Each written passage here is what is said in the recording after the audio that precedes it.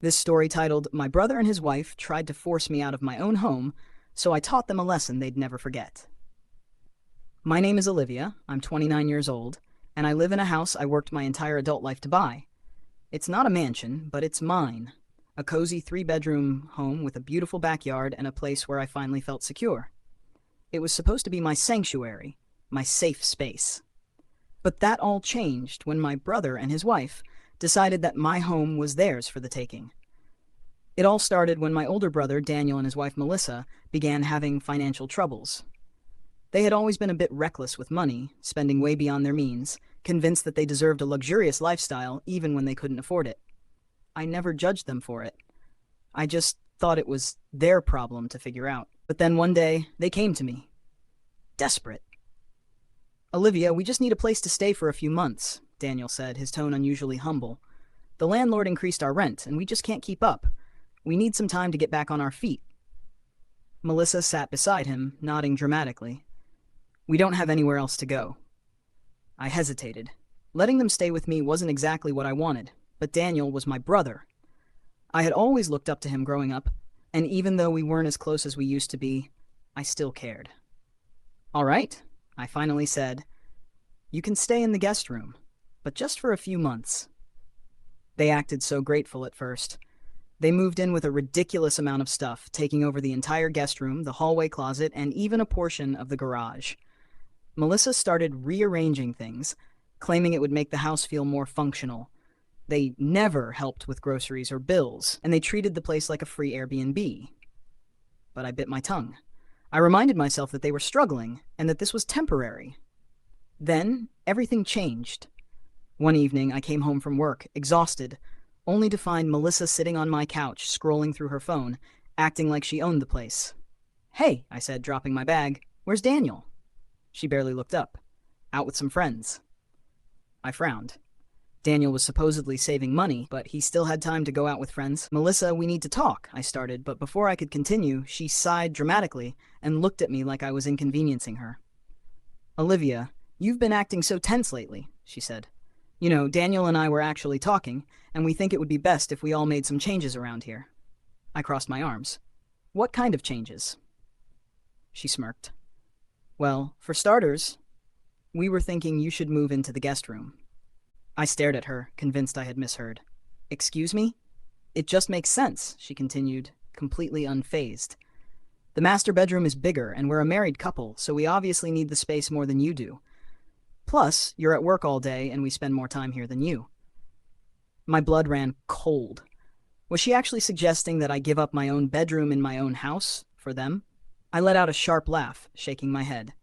"Melissa, this is my home. You are guests, and I'm already doing you a favor by letting you stay here rent-free." Her eyes narrowed.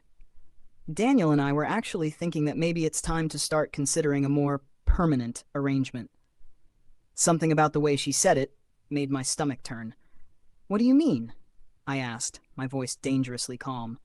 "Well," she said, shrugging, "Daniel's always been the responsible older brother, and you're just one person in this big house. It's not fair for you to have all this space to yourself when we need it so much more. Maybe it's time for you to find a smaller place, you know, something that suits you better." I was speechless. They weren't just asking for my bedroom. They were trying to take my entire house. I stared at Melissa, trying to process the insanity of what she had just said. "You think I should just move out of my own house?" I asked, my voice cold with disbelief. Melissa shrugged, looking completely unbothered. "Well, yeah. It makes sense, doesn't it? We're a family, and families help each other. It's not like you really need this whole house to yourself." I couldn't believe the audacity. The sheer entitlement. Before I could even respond, Daniel walked in, looking annoyed like he had already been briefed on the situation. "Liv, why are you making a big deal out of this?" he said, tossing his jacket onto my chair like he owned the place. "Melissa and I just think this is the best arrangement for everyone." "Everyone?" I scoffed. "You mean for you? Because it sure as hell isn't what's best for me." Daniel sighed like I was being difficult. "Come on, Liv. You work all the time anyway. You don't even use half the space here. We, on the other hand, need a stable home. Melissa's right. You could find a nice little apartment somewhere. It's not like you have kids or a husband." My hands clenched into fists. I had never been so furious in my life. "Let me get this straight. I said slowly, my voice dripping with anger. I let you move into my house, rent-free, out of the goodness of my heart.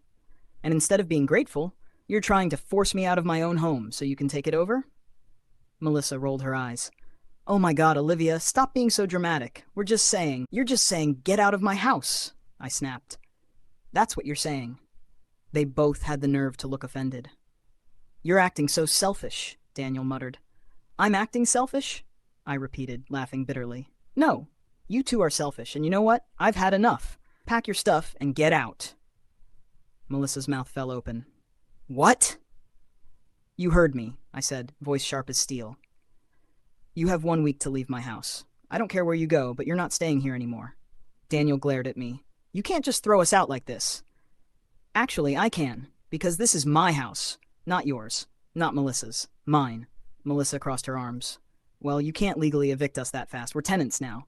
My stomach twisted. Oh no, I had let them stay for months. They had mail sent here.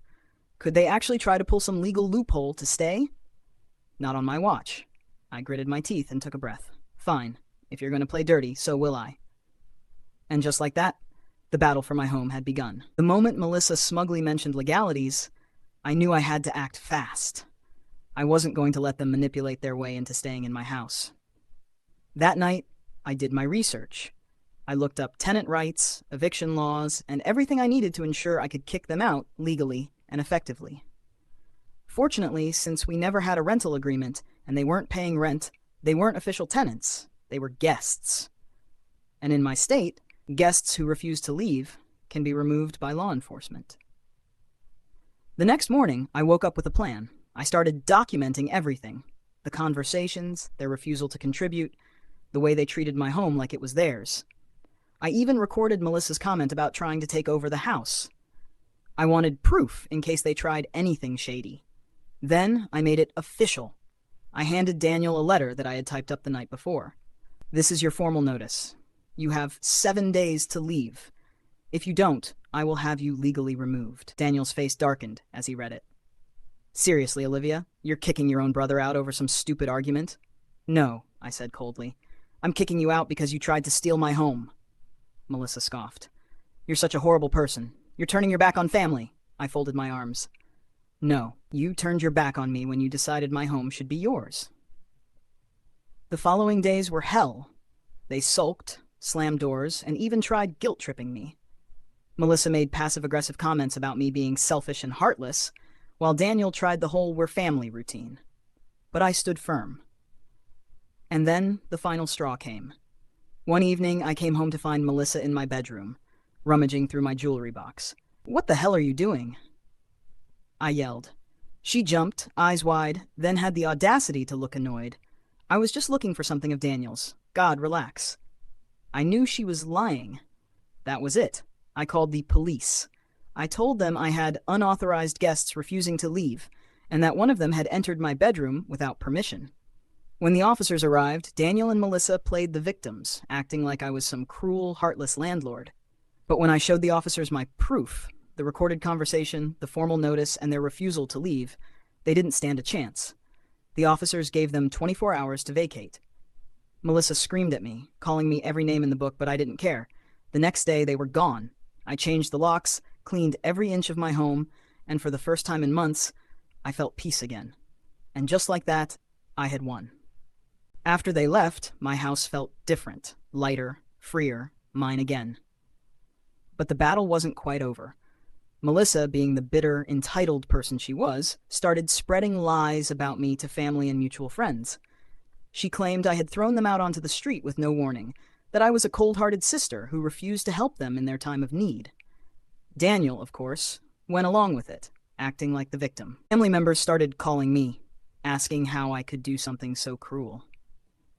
At first, I was furious, but then I realized I had receipts.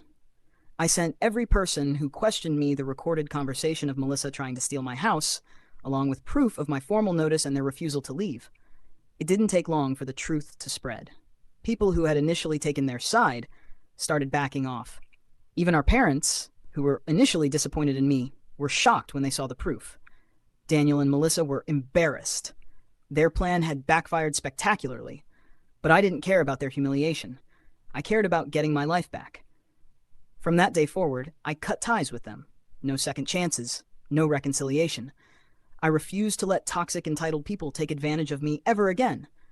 And my home, it stayed mine, exactly as it should be. Moral of the story? Never let entitled people guilt you into giving up what you've worked for. If they try, stand your ground, fight back, and don't let them win. If you enjoyed this story, don't forget to like, share, and subscribe for more crazy real-life stories. See you in the next one.